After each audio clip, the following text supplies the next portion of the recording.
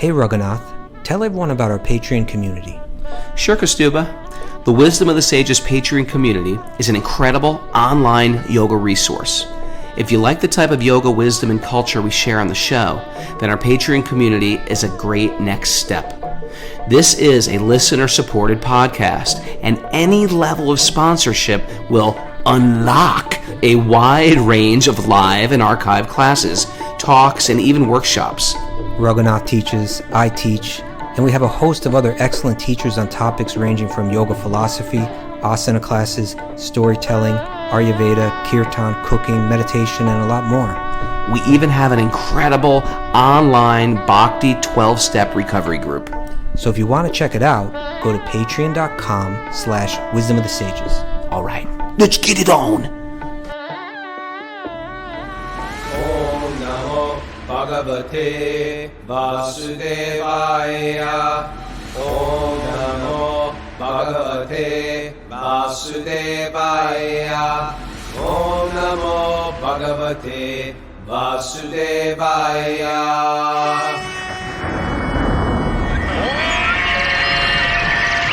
Come on! Live from Super Soul Farm, this is Wisdom of the Sages, a daily yoga podcast with your host Raghunath. And our co-host is on vacation, so we have a fill-in co-host today, and that is Doyal Garunga. You're an educator at the Bhakti Center as well. Sure. Maybe not the senior educator. You're like I'm the junior educator. I'm the assistant to the assistant of the senior educator.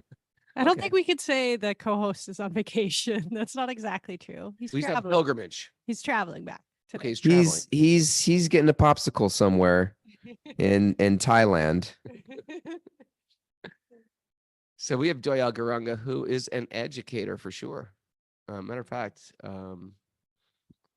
we can actually even start with that because speaking of education, you are one of the presenters on Vani, and you have a Gita course coming out on Vani.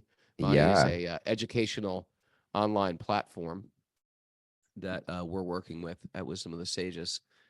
And you want to tell us about your Gita course? Yeah, I'm super, super excited about it. I've been working on it for a long time. And, we're always teaching the Gita. We're always teaching from the Gita, even on Wisdom of the Sages, referencing the Gita, et cetera, and the philosophy is all there. But I'd never taught it I put more time and energy to sort of craft this course than I ever had before. And it's 8 lessons that cover the entire span of all 18 chapters of the Gita. So you're going over it chapter by chapter, but also in a thematic way. And it's designed to intersect with every aspect of life. So it's made to be super relevant and practical. Important. What's that? That's important. That's important. Yeah. And also, it's coming out, it's launching on April 1st. So we're just kind of getting some build up to it. But for people that sign up for the launch or anytime now between them, there's going to be exclusive access to me and 4 weekly live sessions. Plus, you'll also get like a really in-depth workbook. And if you want, we can give you a free copy of the Bhagavad Gita that we'll mail to you. So there's a lot of really cool bonuses and offers. And if you act now. And if you act now, we'll also give you a free copy of the Tibetan Book of the Dead. No, we won't. There's none of that. But there is also on the platform itself, you've taught on Vani, you have multiple courses on there. You've got Yoga for Busy People with Raghu, 21 Days of Wisdom with Raghunath, has really great courses. Kastuba taught a course called Wisdom of the Sages. I don't know if that was agreed title or if there's copyright infringements. He just did it. He just did it. He just did it. So I don't know if there's any royalties coming in for that title. If there is, I get none of it. You get none of it. Yeah, I think Kastuba signed the contract while he was eating the popsicles in Thailand.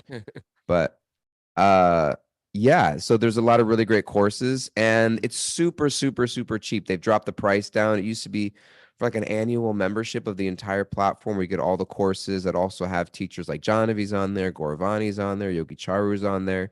It was like $300 for the year. Now it's $180.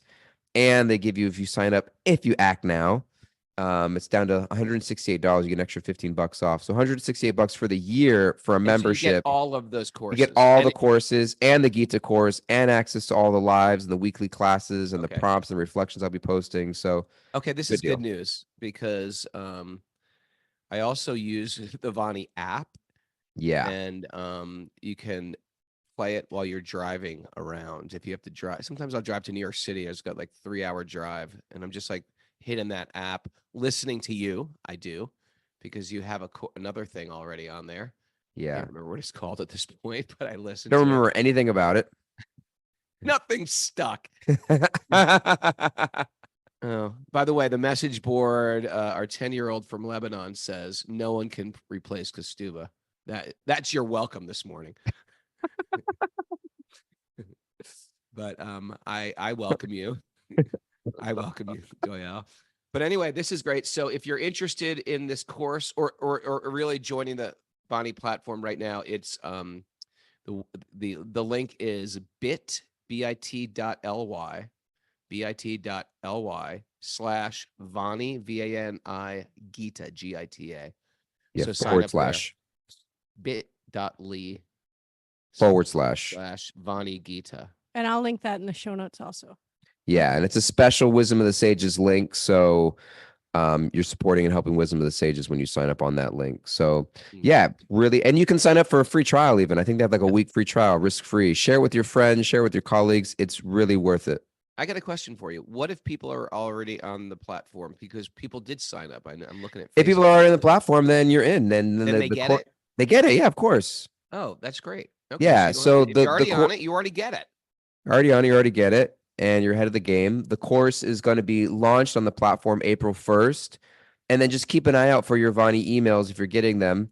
If you unsubscribe to your Vani emails, resubscribe to them, and or just get on the lookout, because you'll have to sign up for also. There's 2 cohorts for live sessions with me to accommodate all different time zones. So you sign up for the live sessions with me, and there'll be 4 live sessions to create space for questions and answers and interactions with other students. Nice. Yeah. All right, on to okay. That's good news, good info.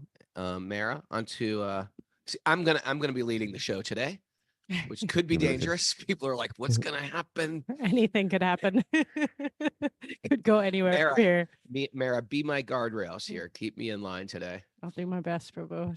Sometimes it's a big task. Yes. Yeah. I may not say anything the entire show. It's possible.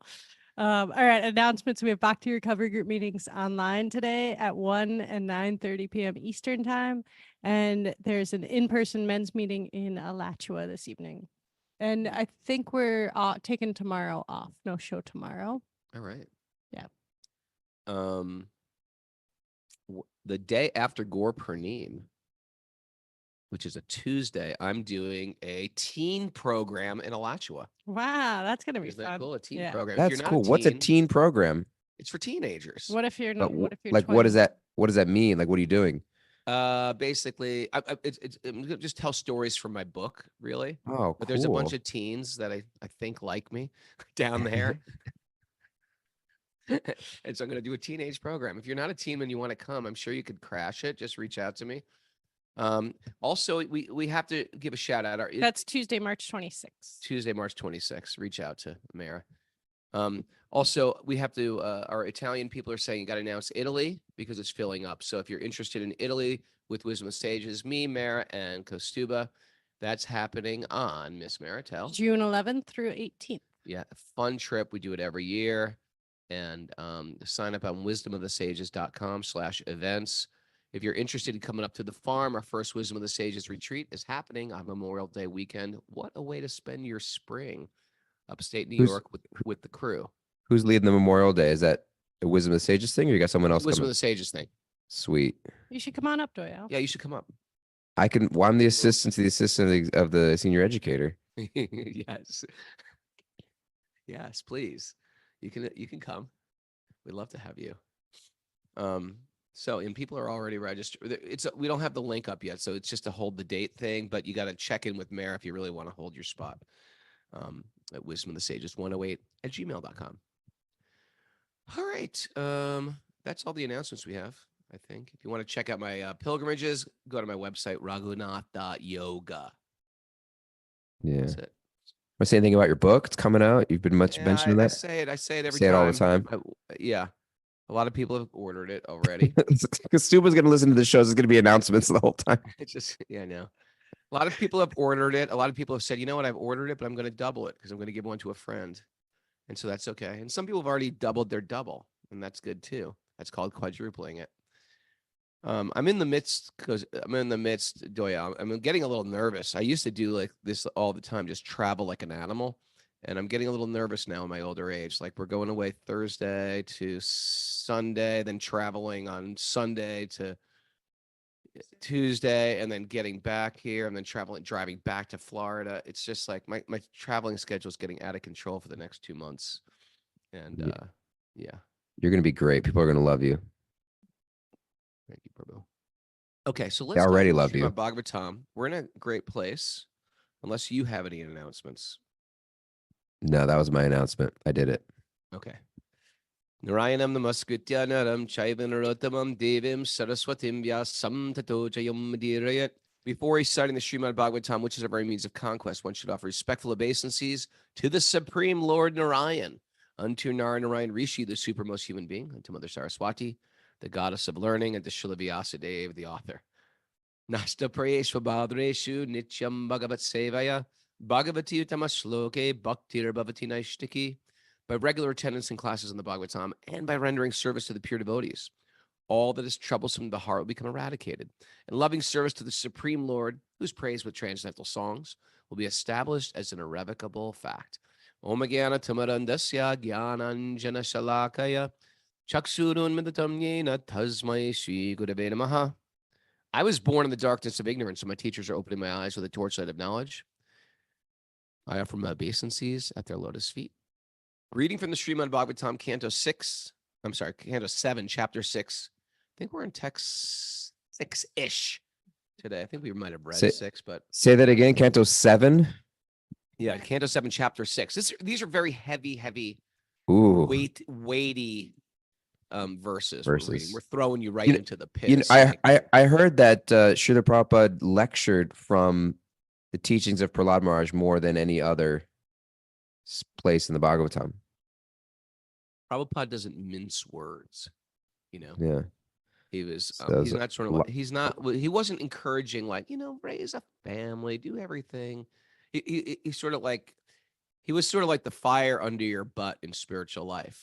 He was like, come on, let's get serious. And because of it, look how much got done in those 11 years where he came to the West. I mean, we can't even, it's hard to even fathom if you've traveled the world and seen what he's created with the temples, with the farm communities, with the festivals, with the Vedic culture that's like seeped into the Western world, and, you know, Russia and stuff. It all manifested in 11 years, pretty much. In that 11 years, he traveled the globe, you know, and traveling wasn't that easy back then. It was just, although they didn't have security at the airports, maybe it was easier. Not if you're on a cargo ship, that's for sure. Yeah. Well, what's interesting, you mentioned Srila Prabhupada didn't mince words. What was really interesting is that Prabhupada also, when you speak to a lot of his disciples, is that in a lot of ways he somehow mystically gave people what they needed at a particular time.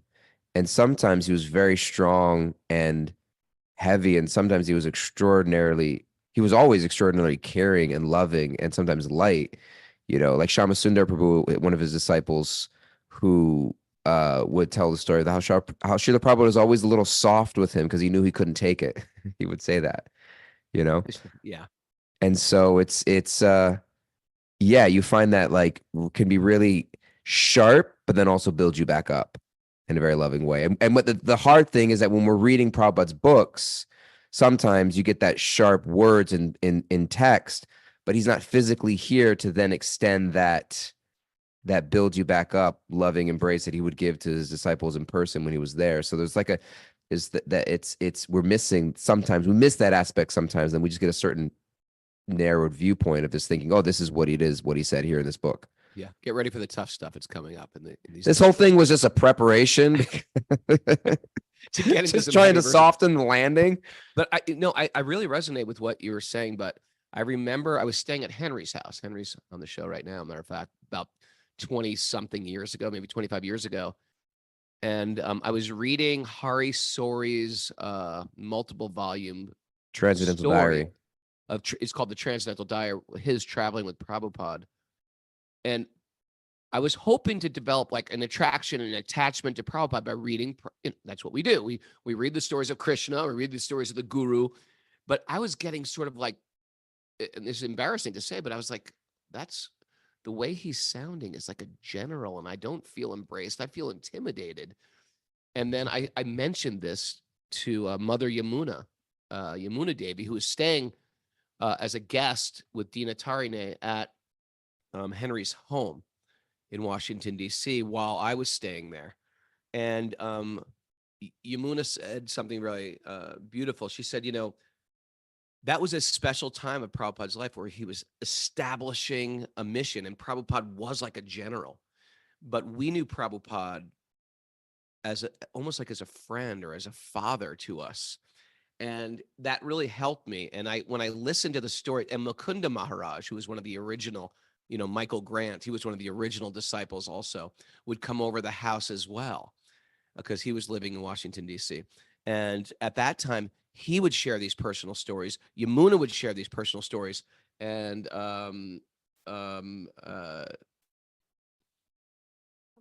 not Shamasundar, but Kim Murray was there too. And she was also had a lot of association with Prabhupada, Kim and Chris Murray. So they would come over. She would share these beautiful stories. And I just saw this very affectionate side of Prabhupada and a fatherly side of Prabhupada, which is exactly what I needed to hear in my own personal life. But at the same time, I can understand how Prabhupada has to set this very extreme, and it's not just Prabhupada also, it's these verses. The Bhagavatam is also, it's not talking about necessarily, hey, let's find a middle path in life. It's saying, listen, this material world is a temporary place. Just get that get that in your head. It's a temporary place. There's just you and God. Understand that everything is meant to support this relationship between you and God. So anyway, before I just, explain this whole thing out, let's just dive in. What verse are we on? Text 6. Canto 7, chapter 6, 6, verse text 6. Yeah. Okay. Every human being has a maximum duration of life of 100 years, give or take, right? But for one who cannot control his senses, half of those years are completely lost. At night, he sleeps 12 hours, being covered by ignorance. What's that? Being covered by ignorance. That's true. Therefore, such a person has half of that lifetime, only 50 years. That's a good point. Which itself is sort of true, because most people don't live to 100. So let's say live to 80. And yeah. Yeah. The point is, You mean we're going in a direction that over the next couple of verses is going to be like, you only have a short time of awakened conscious moments where you're not sleeping, eating, doing other stuff. It's like there's a really, really, really short window here. And that sort of that preps up where Prabhupada's saying is that it's serious. Like, it's actually a very serious situation. It's like when you go to the doctor and he's just saying, if you eat another this, like, you will die, because you've just been, you sometimes go to the doctor and you realize, oh my God, I was so close to just, my pancreas was going to burst or something, Sure. And so it's sort of that mentality. What's your doctor been saying to you, Doyal? Yeah, have you ever had this? A friend of mine had this situation where they were just eating pakoras for dinner. Hey, it's also one of these things, like, a lot of times our choices of what we want to do with our life aren't even our choices. We're just sort of like herded, sometimes by parents, or sometimes parents with good intentions, or sometimes by culture, or sometimes trying to impress an older sibling into a career path. into an educational path or into a job, or sometimes by our own out of control senses. And we're going to get into this in the next few verses. Just sometimes by greed. I'm taking a career path where I know I can make a lot of money if I do this, stuff like that, which isn't always true as well. So it's one of these things. It's like you might sacrifice hearing the whisper of your heart, hearing the whisper of God inside your heart for some contaminant of the mind, lust, greed, anger, envy, or just trying to impress someone or go with someone's idea of what you think you need in your life. So all this like self-reflection, don't save it for old age. This is stuff, if you're young and you're hearing this stuff, now's the time to really sort of pull over the car and check the map. Where am I going with this life? What am I doing with this life? Why am I working so hard to make this jerk rich? Oftentimes, that's what we're doing with our life. I'm working so hard to make some other guy rich. Where do I want to go? Why am I running a race that has no destination? There's no finish line. That's material life in Kali Yuga. Shall I continue? Please continue. Text 7, in the tender age of childhood, when everyone is bewildered, right? 10 years pass, right? 10 years pass. In your childhood, you're just running around, playing with dolls, riding your bike, playing cops and robbers, cowboys and Indians, whatever it is. You're just like lost in illusion, right? Except for Karuna, who's 10 years old and listening to our podcast.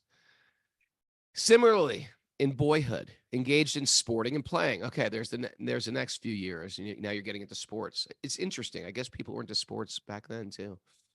Engaged in sporting and playing. One passes another 10 years. In this way, 20 years are wasted. When I say wasted, or when the Bhagavatam says wasted, means in not deep contemplation of who I am and why am I here. Similarly, in old age, when one is an invalid, unable to perform even material activities, one passes another 20 years wastefully. Not a lot left at some point. There's not a lot left. And then you got to work your butt off in those middle years.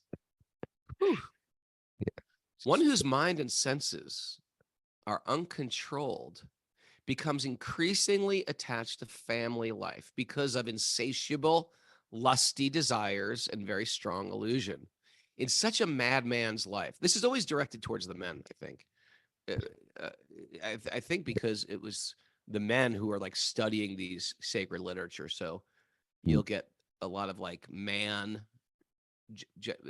can take this just as serious, of course, because now it's not just like these Brahminical men who are studying Sanskrit. These are published in English that we all can read. In such a madman's life, the remaining years are also wasted because even during those years, he cannot engage himself in bhakti or in devotional service. So, it's interesting. In the old days, like when this was talking about, it's speaking of family life as like this big distraction and almost like diversion and almost a sinful activity. We're lucky if people get into family life nowadays. In Kali Yuga, people are so broken, so dented. We're lucky if people can just settle down and have a family. I remember as a brahmachari, because we would read these verses when I was a monk. We'd read these verses. Oh, one whose mind and senses are uncontrolled becomes increasingly attached to family life because of insatiable, lusty desires and strong illusion. So it's almost like we are trained to hate sattvaguna. Sattvaguna is the mode of goodness. As a brahmachari, you're almost trained to despise it. I'm reflecting into my brahmachari life. You were probably more balanced. I was an extremist my entire life. Now I'm trying to soften my edges. But I remember, like, when you were a brahmachari, sometimes householders would invite you to their home. Yeah. And you would go in there as monks. You'd do your little Hare Krishna program, and then you'd leave. And a lot of times it was very pious Indians who Yeah. had like a beautiful home. The father was like a doctor. The mother was like a wonderful housewife with a bunch of kids. And they oftentimes had some type of material success. Now, as a brahmachari, me being the fanatic that I was, we'd go into those houses and I would look around with disgust and I'd be like, who do they think they are with this 2-car garage? Who do they, just looking at the house, trying to, but look at these people with their blenders. Their stone wall that they built. Look at these blenders. Yes, I will take a pineapple smoothie for breakfast. Thank you. Who do they think they are? These pictures hanging? Because when you're brahmachari, you're trained to, you have nothing. You have no pictures on the wall. You have no decorations. You have excess for, look at these Sleep on the people with floor. their lawn chairs. Who do they think they are wasting their life? And it's just such a, they're actually very sweet and dutiful and not even sattvic, but spiritual. They've added Krishna to their life. They're having the monks come over to their house to preach to them. Anyway, Well, I remember, Ranat Swami has many disciples, thousands of disciples and followers, and the only time I've ever really heard him like genuinely, sincerely from his heart, just glorifying some of his disciples, they were all householders. oh really? Yeah. And there's a couple of them, especially those in Chaupati, where he just was, and he said on multiple occasions, he's referenced certain people. I won't mention their names, but it's not to embarrass them, but on multiple occasions said they're more renounced and humble than any of the brahmacharis. Mm. He mentioned that. We were there in GEV. Remember we had like a All Vani the meeting. brahmacharis are thinking, yeah, right. Yeah, He's right. just saying that to be nice. No, like we were there in GEV. We had like a Vani meeting, right? And there was one devotee Yeah. that was there. And Oh yeah, yes. this particular devotee is responsible for funding the majority of the entire GEV project. So many projects. At a certain point, he made a determination when he was a brahmachari for 10 years. He made a determination. He had nothing. It wasn't like, oh, I'm really rich and I'm going to give a portion to make him. He had nothing. And he brought Maharaj in front of the altar and said, I'm making a vow. I want to go out and start a business, and 50% of whatever I make, I'm going to donate to you and to the temple. And he struggled and he started, and now he's super wealthy and he continues to give. And he's the most humble, super person. humble. I'm so Yeah. glad I got to meet him. Oh man, Mars just spent we were supposed to talk about Vani. Mars just spent half an hour glorifying him. You know what? It's I get this. I get this. As a brahmachari, and I'm not saying all brahmacharis are like this, but I was just arrogant. I think this is part with being like young. I was like arrogant, thought I knew everything, thought all the grihastas were in Maya. And then you realize like I'm detached. I'm tolerant. I wasn't tolerant. You know what tolerance is? Taking care of a baby. That's tolerance. Mom's pushing a kid in a stroller. A mother trying to get a kid in a stroller who doesn't want to get in the stroller. That's tolerance. Every mom out there should get there's a special trophy in heaven waiting for you, mothers who tried to get their kid in a car seat that didn't want to get in that car seat. And, or what to speak of having getting two kids in a double stroller. Anyway. There was a comedian who would joke about, when you're on an airplane, you hear a crying baby, everyone's like, oh, such an inconvenience for you to hear a crying baby in an airplane. It's like, there is a parent holding a crying baby. You're inconvenienced listening to a crying. Somewhere there's a parent holding crying baby. That crying baby. Yeah, it's true. It's like I was that sort of like upset guy in the airplane, like, can they please shut that kid up? How dare they? And then once I had a kid, I was like, I don't want to hear anybody saying anything. You were a baby once too. Yeah. Well, there was also Srila Prabhupada, because Srila Prabhupada came to America and he first came to New York, but he wasn't the first of Bhaktisiddhanta, his guru's disciple, that came to the West. Bhaktisiddhanta sent some of his sannyas disciples to London originally to try to just share bhakti. It's pretty interesting, huh? Yeah. There was actually sannyasis in London before in Prabhupada came to the West. Very interesting. in like the 30s or the 40s, Mm. 20s, whenever that was. It was Ban Maharaj. Ban Maharaj and Ban Maharaj, Kirtan Maharaj or someone, or all I know is Ban Maharaj, and Ban Maharaj was the one that Radha Swami, if you read Journey Home, he was the one that Radha Swami just went to Vrindavan and ended up living with Ban Maharaj. yeah.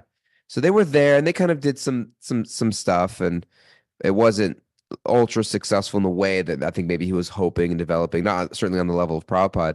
Then Prabhupada came to America, and many of his disciples, the initial disciples that he sent to London to start a temple there, and they ultimately met the Beatles, Shamasundar, Malati, Guru Das, Jamuna, and he would make a statement. He would say, "My Guru Maharaj sent his sannyasis who were able to do very little, but my Guru Hasta disciples have done so much more." And he was praising them in that way. He was really praising them. So you get a lot of that also. Sure. Yeah, I remember when I was a brahmachari and I was criticizing my family. Can I tell you how well that went? How did that go? My stepdad just looked at me at one point. He just said, "I thought you were supposed to be happy. You're practicing all this spiritual life, and here I am. I'm just like angry, like and realizing it's not renunciation. It's just like pent up frustration. Pent up. For me, I can honestly say, it was a lot of arrogance in there. A lot of arrogance. Yeah, exactly. Mm. Okay. Anyway, that comes with age. Back to our wasteful lives in the Bhagavatam. Yeah. Okay. Text 8. 9. Oh no. Text Yeah, 9.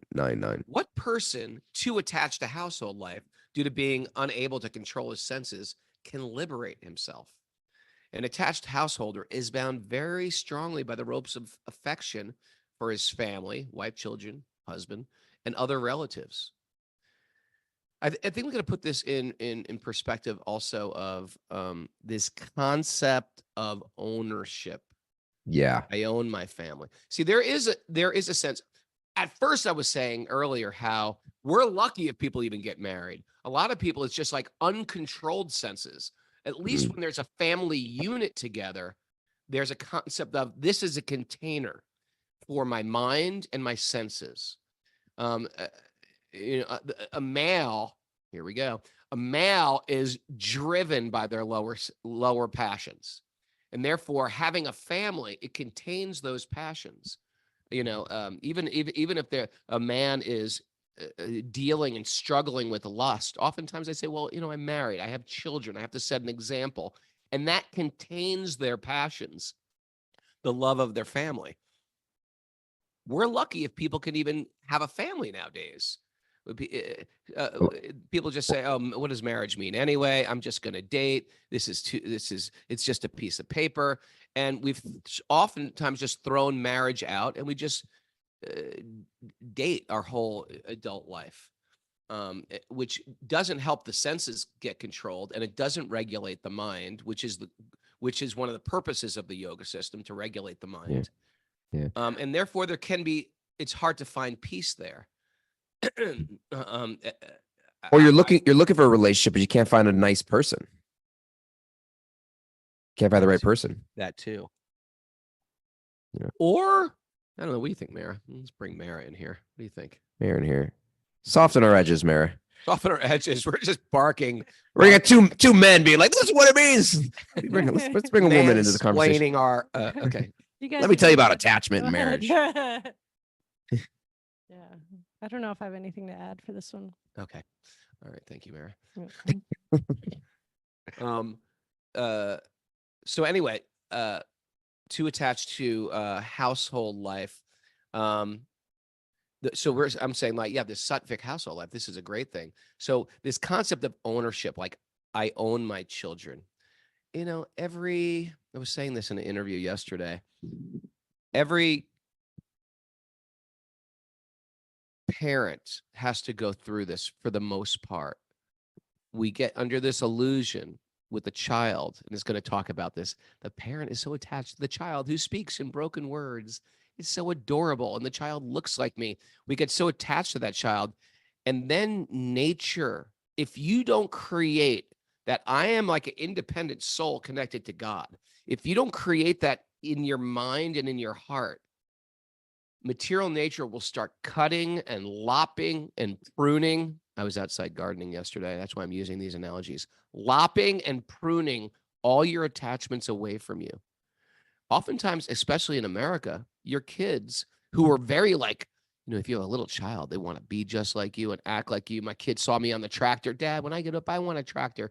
Dad, when I get older, I want a chainsaw. You get your kid a little toy lawnmower so they can mimic you. Sometimes a little stove and a little cooking set because they want to mimic the parent. Then they get to the point where like, I want nothing to do with my dad. They don't want to talk to you in the supermarket because they're embarrassed by their friends. If someone sees me with you, it's horrible. They don't want to go on vacation with the parents anymore. It like breaks the parents' heart. Like I thought I was the coolest in their eyes. Now I'm like the most uncool. That's hard. I always tell my kids, I was like, I'm a cool dad. Don't you get it? I was in a band. Yeah, you are a very cool dad. There was what I like to think I'm cool. There was teens think you're cool. there was what Tarun said when we were in Austria. He was like, it's really cool having a famous dad. I get all kinds of free stuff. Yeah, give him time. Give him time. Oh, Krishna. Well, I really appreciate the point that you're making also, because Prabhupada emphasizes here multiple times, too attached, overly attached, right? And so it is that principle of the way that you relate to people thinking I, me, and mine. This is mine. I control this, and this is my identity. This is who I am. That I own these things, and that, as opposed to, Ranaswamy says this often also in marriages, if he's there in a marriage, but isn't often, but he'll say, so and so is not your husband. He's a beloved child of Krishna trusted in your care. And then he'll tell the other partner, so and so is not your wife. They're a beloved child of Krishna entrusted into your care. And if I'm thinking my wife, my husband, my kids, as opposed to this has become the arena in which my ego is meant to be churned away from I am the center to I meant to serve the center. Mm-hmm. Then it becomes an actual ashram. We say grihasta ashram. So in many ways, Prabhupada's not talking about the grihasta ashram here. He's talking about an unspiritual, selfish-centered approach towards relationships. But the grihasta ashram, a place of shelter, is where I can go and, as you're saying, I have senses that just drag me all over the universe. I'm agreeing to satisfy my senses in a regulated, dignified way with integrity, and I'm using it as a way for me to chisel off the hard edges of my ego by recognizing I'm here to serve. That's a Maha point, Prabhu. Doya Garanga Prabhu. That's a Maha point, that they're not mine. They're in my care. How do you treat somebody who's in your care? Oftentimes during yoga teacher trainings, whenever I have a student, I never say my student, I never think of them as, oh, these are my students. I think they're sent by my guru for me to care for. They're sent by my guru for me to care for. Because when you're getting to, oh, they're my student, she's my student, he's my student, there's an ego behind that very often. That I'm the master, they're my student. But I find it's like when you think someone's leaving somebody in your care, that you take special care of that person. Like sometimes I could have my kids here and, someone can say, hey, can you watch my son for a few hours? I got to go to the store. When you watching somebody else's kid, parents know this, there's so much extra care that goes into that kid. My own kids can be like, playing with chainsaws, climbing down a well. I'll be like, whatever. What do you need? What do you need? There's extra care looking out for someone else's kid.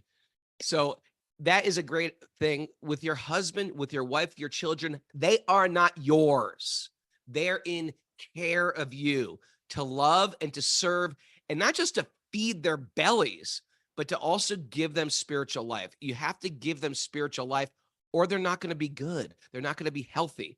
They're going to have, you're just developing them as sense gratifiers. We want to also feed our quote students, our dependents. We want to feed them we want to feed their bellies. We want to love them up, but we want to infuse their life with bhakti as well. We want to understand, like, actually, none of this is ours anyway. Yeah. Me and a parent who's parenting teenagers right now, also a devotee parent. We are like encouraging, our kids, like, come on, kids, you're teenagers now, time to get a job. We're here to help you get a job. And so our kids are like really inspired in their job. They're like loving, they're doing like door-to-door sales, and they love it. The teenagers love it. They're like, this is great. We can make a lot of money. And now we're thinking, now they're too into their job. We're like, we got to tell them there's more to life than making money. And we're going back and forth with these kids and how to parent them. So yeah, we want to encourage them to, make a living. You can do it. You could be assertive, and you should learn how to communicate. And now and you got to go out and support yourself. Now we're like, but don't support yourself too much. Okay. Karuna mentions that when she's with her grandma's so afraid when she plugs the plug in the wall, but her parents don't mind. When she plugs a plug? Yeah, like, you're gonna electrocute yourself. Yeah. Be really careful. But her parents are like, plug. Honey, could you plug this in for me? Yes. Just like you were saying. Yes. But also, I really love what you're saying, Raghunath, that they're in my care, which I think there's an added extended Maha point to that, which is, yes, they're extended in my care, but also they are the uniquely crafted ways in which Krishna is showing me how big my ego can be, how selfish I can be. Like, we all recognize I need to grow my bhakti. I'm not this perfected being that's like, yes, Krishna, send me people to care for. But it's like, they're in my care. And in the attempt to express that care, I will grow in my bhakti. Like, Right. I will learn all of the icky things in my heart in the ways that I think I'm meant to be served. Right. And it kind of chisels and washes away all of those things. So Krishna does a lot through that same process. Right. It was, I don't have any, human child. I'm a pup dad. You don't have a human child? I have an alien boy. I'm just gonna leave it. I'm just gonna leave it at that. No. We have a dog. That would be a great goodbye, good night, everyone. Right. I don't have a human. Tune in next week. What does he have? No, I say that as a joke because my wife and I joke that we have a son. He's a dog. But what I'm saying is, so we don't have kids, but parents, and you've mentioned this, you've alluded also. One parent mentioned, like, it's like you grow another heart that's just for them, right? You have to grow another heart that's just for them, and it can soften you and teach you. There was a story that one of Rana Swami's senior disciples would come to the Bhakti Center when I was a brahmachari living as a monk there. And like, as you said, you would sometimes get these heavy stories about, detachment and household life, etc. But he told a different story. He said that there were two men who wanted to join an ashram, and both of their wives had died or passed away. And so one of them came and said, I want to join the ashram. And they said, well, what's your qualification? He said, well, my wife passed away and it didn't bother me at all. I was so renounced and detached, and that just shows how advanced that I am, that I'm not attached to my material life and etc. And he said, okay, I don't think that you're ready at this time to join an ashram. And then the second one came along and said, yeah, my wife passed away too. And it just broke my heart. I was so devastated, and I'm still kind of recovering from it, but I want to get serious about my spiritual life and take this opportunity like join an ashram. He said, we can accept you into the ashram because you know how to love and express emotion. Now we're going to direct it towards Krishna and towards a higher place, right? Like, your emotions aren't shut off. Like, you know how to love and be tender and care, right? And so that quality. Thanks for nothing. What's that? I'm depressed a little now after hearing that story. I'm sorry. I was always a little detached from my family. Like, when I grew up, and I sort of like went on my own at a young age and just did music and sort of never looked back really. And I feel like, you know what? Maybe I just don't know how to love. That's not the point of the story, Raghu. No, I'm thinking maybe you're the most loving person I know. That's my takeaway. No, there's also nuances. No, maybe I'm narcissistic, Mara. Come on. You're not narcissistic, Prabhu, How do you know? because I know you pretty well. I know, but I don't know. I've been accused of being narcissist by people who were not happy with me. There's also the beautiful story. You know, Prabhupada at a certain point when he took sannyas, and you know he took that phase of life where he became renounced, and he came to America, and one of his early disciples asked, I think it was Janaki or someone. They said, or Malati? They said, Prabhupada, do you have any children? And he looked at her and said, "Are you not my daughter?" Oh, It was really sweet, right? that And is very so sweet. you Raghunath, more than anybody I know, give your life to other people because you love and care about them, you know? And you've had situations where students maybe they drift away, or they sometimes people turn on you, etc., and it hurts you. It hurts you. It hurts. It hurts you because you care. Makes you not want to give. You Right? Yeah, but you Hurts. care because you invest so much love into them. You invest so much love into people. And so that's just your humility coming out. All right. If you guys on the message board, if you guys think I'm two things, I have two requests. We're gonna put a poll. Message board, please. Yeah, we're doing a poll to see if I'm a narcissist. Is Raghu a narcissist? That's all you have to do. And the second one, Really close, 49%, 51%. 51%. And how's Doyal doing today? So put that on the board, please. Okay. Oh, don't do that one. I Yeah, can't if handle you were that. actu- if you were I can't actually handle that one. Genevieve's writes totally not, but I'm not sure if how's Doyal doing. She said totally not. Yeah, we're not sure what answer. We're not sure what she's answering to here. Or maybe it's Doyal both. doing pretty good Maybe today. it's both. Totally You're not a not. narcissist. Wait, Doyal's excellent. There we go. We want it clear, Genevieve's. Thank you. Yeah. Laura Bina says depends on the day. Corinne wants to know what's a narcissist. What's a narcissist? Okay. Yeah, That's someone another else time. put it on the message board of, if you were actually a narcissist, you wouldn't be asking if you were a narcissist. Oh, really? You'd just be so self-involved that Oh, you wouldn't, reflect on that. Okay. Yeah. Well, All so right, if I we s- reflect on me being a narcissist, I'm not a narcissist. Okay. There's a I loophole. have been reflecting on this because I have been accused of it. Oh, that's I've that's had lame. videos of me being of narciss, like some like pop Ron psychologist. Swami has been accused of being proud and arrogant and wanting to, He's so not. dominate. He's so not, right? He's so not. Krishna would get criticized, right? Yeah, Krishna Krishna was was criticized by Jarasundha. By I mean, Jarasundha. by Jarasundha, by Shishupal. Shishupal Duryodhana. criticized him over 100 times. Yeah, exactly. So just because someone that's very humble and reflective of you, dear Raghu. My point was just that, as you mentioned, our hearts can soften when we come into Grihastha ashram, right? Being a brahmachari, sannyasi, kind of a monk, and we both have those experiences. I was a brahmachari for 10 years. You kind of have this general sense of compassion. But when you get into a committed relationship, or just in any relationship, you learn what it means to love a particular someone. I read this book when my wife and I first got married, and it was a Christian book about marriage.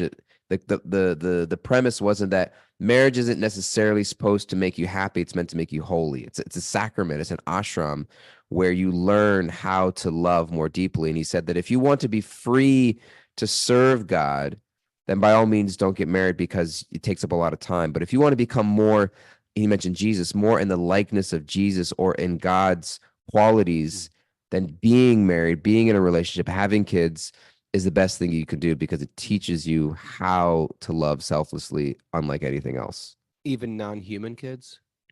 Especially non-human kids. My wife gave birth to a non-human child, and I'm just worried. Is that normal? Well, we share we follow all the dog accounts, and there's one meme that runs around when people ask, "Oh, is it a rescue dog?" It's like, oh, did you adopt your dog? It's like, no, he's our biological dog. Anyways, Dog account. I guess there's dog accounts out there. there's tons of Okay. dog accounts. Yeah. I wanna try Whenever to I try read to, I get all cute with Raghunath about my dog. He's like, "Your dog doesn't love you." Right? As soon as someone else feeds him, he'll find. Well, you a know new what? I master. just don't like people You- who are. and You I don't guess like that- dogs. I don't like dogs. Period. And when the people say I'm a dog parent, like you say to me, it infuriates me, and I go home. I was like, oh, yeah, I know it does. not a parent. It's not a parent. No, it's not. I get it. Don't Okay. lessen the job of being a parent. Yeah. That's okay. Okay. Well, we've gotten the I love conclusion. you. So I You're love not. By You're the not way, a narcissist. Doyal's been to my house as a brahmachari when I was a grihasta. I've known in Doyal California. since he was Bhakta Dave. Yeah. Like 30, 25 years ago, probably.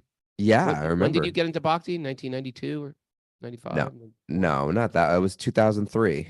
20 years ago. Oh, 21 years ago. 2003. I've known 21 you years back then. ago. Yeah. Yeah. I lived in LA and he was a brahmachari in Laguna Beach. You would come over. Yeah. Yeah. I remember I you. would come to the temple. You would come. We do a program with Radhanath Swami at my home. You'd come. I remember. I came out for that. You Remember that programs one with when the Bhakti Chukram Singh? was wrestling one of my guests? Oh, yeah. Gave him a bloody nose. I gave one of my guests a bloody nose. And we were sitting, me and Radhanath Swami were sitting on the couch outside. And I look backwards and Radhanath Swami looks backward. He goes, "What's going on in there?" And there's Tukram showing moves to one of my guests. And they're basically having a wrestling match in the living room. I go, "I think it's okay. My friend likes to wrestle too." Yeah. Yeah. No, known you for a long time. I remember when Sachi was born. You remember when Sachi was born? That's right. She was born in California, right? She was born in California. Well, they were all born at home at my ex-wife's mother's home in Michigan. But yeah, Oh, they were born in basically, Michigan, we but lived you in had them when you were California. We living lived in California. Yeah. Yeah. And Yeah, I remember that. I don't know how we got onto that, but we have concluded that you're not a narcissist and that just because you're accused of that by somebody, sometimes people say stuff, right? And it's important to be reflective about it for sure. Like if someone says you're this, that, and the other, you don't just say, "Oh, I'm not that, and you're this." But I want to know. I want to know. It's so I important to can be correct reflective. it. But just because somebody says something, right? Just because somebody says, "I don't feel loved," doesn't mean they're not being loved. Just because somebody says, "I don't feel supported," doesn't mean someone's not trying to support them, right? So somebody's feelings or experience of another person doesn't necessarily mean that they're doing that thing. Some people just have a difficult time feeling loved or feeling supported, and it's both ways.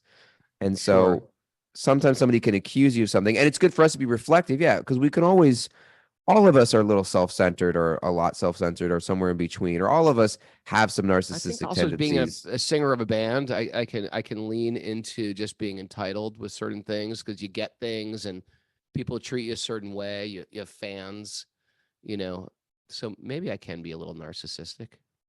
We all are. Okay. All right. I want to read. All right.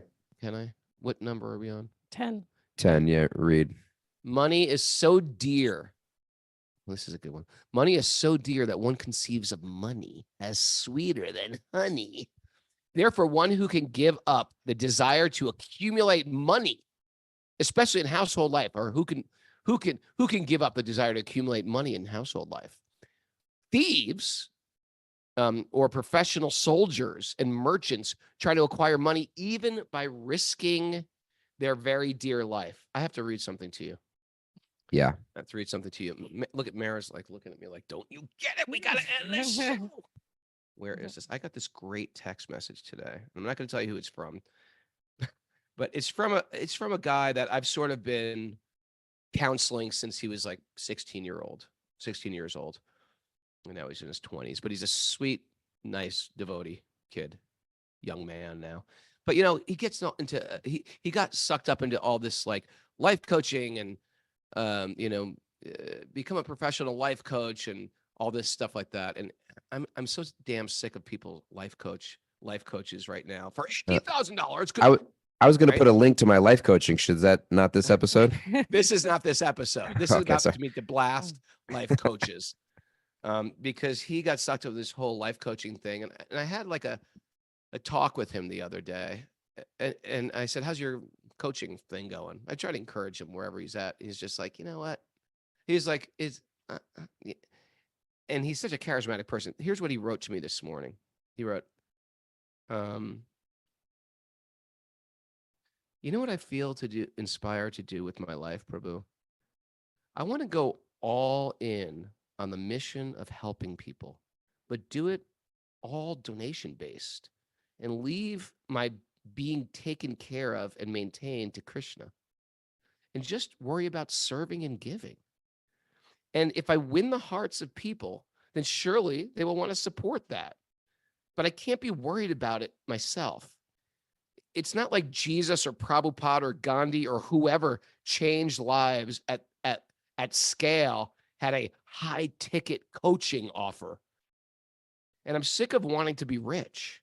True abundance is not financial. It's abundance of love and spirit. And that's already there if I go on this journey. Nothing is missing. How's that for a 25-year-old? How That's beautiful is that? I want That's him to really be my beautiful. life coach. I want to be my life This coach. guy want my Take life thousands of coach. dollars here. Achut, I wanted to read this comment real quick. Achut put in the chat. I thought it was really beautiful. He said, everyone's a little proud. I can relate to that. Narcissism is often signified by manipulation, deceit, and putting others down. You only lift people up, Raghu. No, Prabhu. You can never put people down. Yeah. But I love that what you said from that Prabhu who sent you that message. That sounds like a place of real maturity and peace, really, actually. Peace in the heart. An integrity-driven lifestyle. Yeah. You're not trying to like, I can teach you how to get rich. You don't, what was a quote? You don't have to be rich to teach people how to get rich. Teaching people how to get rich. There's some really good videos out there. Really great videos out there. Yeah. And turn into our next episode, we'll teach you how to get 50K in your first month. What? It reeks of, I want something for nothing. Yeah. You know, You don't have to be rich to teach people how to teach people to be rich. Can you Google that and put the link? Let's the- do takeaways. Let's do takeaways. Come on. It's so Somebody funny. can Google it and put the link up. Okay. All right. Getting rich, teaching people how to get rich. Yeah, Teaching people how to get rich. See if you can find that that's somebody. great. Anything you want? Anything else you want to say about that? Okay. All right, you guys ready for some takeaways?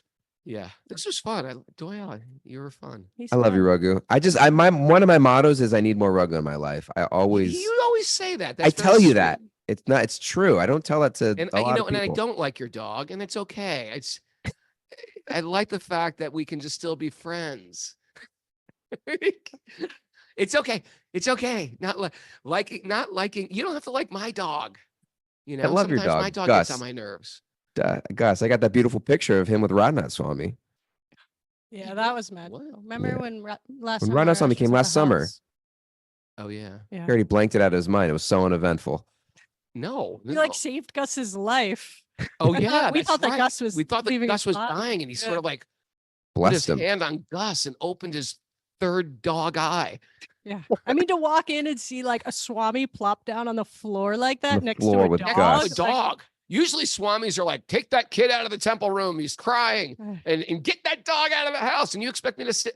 He was like, oh, come here, dog. He was like hugging the dog. He was hugging That's the so dog. sweet. And that was when Gus was really sick and couldn't get up on the chair. Yeah. That Yeah. was special. We're just so gentle. Oh. Okay, takeaways, Mary. Love Take dogs. takeaway. We're gonna keep rolling with this train. It's gonna keep on going. Sorry. All right. Everything is meant to support a relationship with God. That's where we comment on what she just said, Doyle. Oh, At that's, least I was acknowledge it. Oh, deferring to you. now you guys are both I was reading the just, look- chat. I was just before. looking at your face. We're both without Costuba. Yeah, because it was like both we're either going off the rails or we got nothing. Right? It's like we're either stepping on each other's conversation. All right. Or we're just not. Say it This again, is a Mary. good Can we one. do a Say it redo? again, Mara. We weren't Okay. listening. We were reading. Now this time we're Now gonna you guys are interrupt gonna each. like This it. time we're gonna reading interrupt House of each other. Pains. Everything is meant to support our relationship with God. Yes, Yes, Thank you. we agree. Don't agreed. this is a good one. Don't sacrifice the whisper of the heart to the contaminant of the mind. Ooh. Did I say that? You did. Oh, all right. You did say. I That's remember you good. mentioned that. The See? whisper Ananga of wrote God. that Yeah. on the board just as you said it. That was a Krishna miracle, Ananga. Did you hear that? She said it. Ananga wrote it at the exact same time. Ever do that? Call your mom and she's calling you? That's crazy. Now is the time. Or for it's AI. self-reflection. Or it's Did you just AI whisper, manipulating "Shut us. No, I What the didn't. hell is going on today? I Even didn't. Mara's off the rails without Kostuba here. I didn't. Is there an adult in the room? Now is the time for self-reflection. Yes. Who said that? I think Are you marriage is making these up? Do you remember the class that we just had? No. Sometimes I feel like Mara's like, I'm gonna make one up. These guys have nothing to offer. Okay, go on. Putting a baby in a car seat is real tolerance. Well, when they don't want to, my daughter would do back bends, trying to get her little tiny 1 pound butt in that. And have to like grab her the hips. Material. So where did Doyle go? We lost him. Where the hell did Doyle go?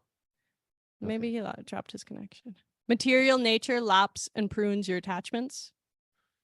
This is no fun without Doyle. You're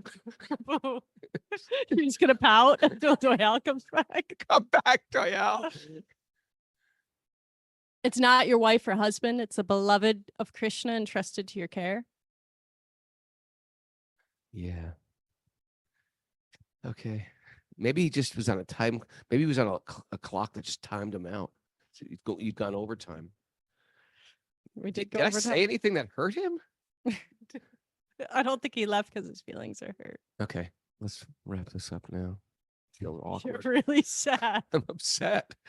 Chisel off the hard edges of the ego to serve your family.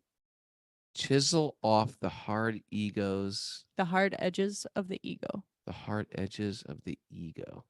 Oh, there's There Doyle. he is. Make him a co-host. You know what happened? You have to Maybe- My computer died. I'm so That's what I lame. figured. That's happened to me before too.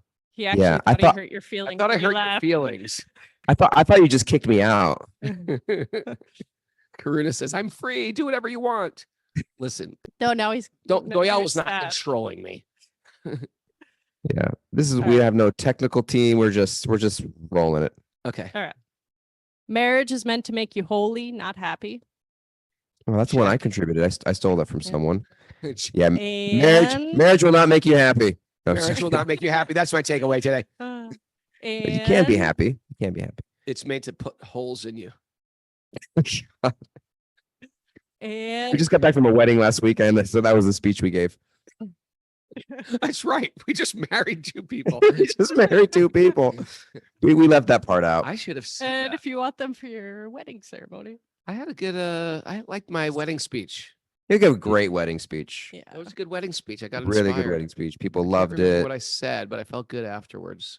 He was really good. And Doyle was very good. If you're looking for a good priest for a wedding, Doyle's the guy. He's the He guy. was like explaining the Vedic sacrifice, yet he was fun. I He did. It was was my fun, that charming. was my first Vedic yajna. That was your first Vedic yajna. You did it reading the book, and that's okay. I think that's okay. Yeah. I need Kylie it. Brown says she and Brian want to get married again so that you guys can perform it. Yeah, Oh, we really? do. Okay. We're gonna do it at your farm, Kylie Brown. How about that? Yeah. She's like, all right. All right. Yeah, that was just an encouraging comment. Okay. And And here's the last. When she says "and" like that, it makes "and" like a 3-syllable, note. Yeah. That means that's the last one. and polls are in. Raghu is not a narcissist. Ah, the polls are in. I'm not a narcissist, Doyle. Anyway, maybe they're just nice, or maybe I've tricked them into my narcissistic universe where I'm the center. 'Cause narcissists That could be are it. manipulative. Because narcissists are manipulative, and I probably manipulated you all to think I'm important. I need more self-reflection on this. Henry knows me. Henry, what do you think? Am I a narcissist? Henry, you would tell me. You would tell me. Let's get Henry. Unmute Henry. Doyle's muted. He's like, I'm not going to tell. Doyle, am I a narcissist? He's like, not talking. You got nothing nice to say, don't say it. Where's And Henry? unmute myself. Okay, now I can unmute myself. Yeah. Where's Yes, Henry? He's just here. You asked the question and muted me. Henry, what do you think? Narcissist, yes or no? Oops. You're getting unmuted, sir. I'm sorry. No, Hi, Henry. Not a narcissist. What evidence do you have to support my non-narcissism? The wonderful service that you do. Boom. What if I'm doing it just for myself?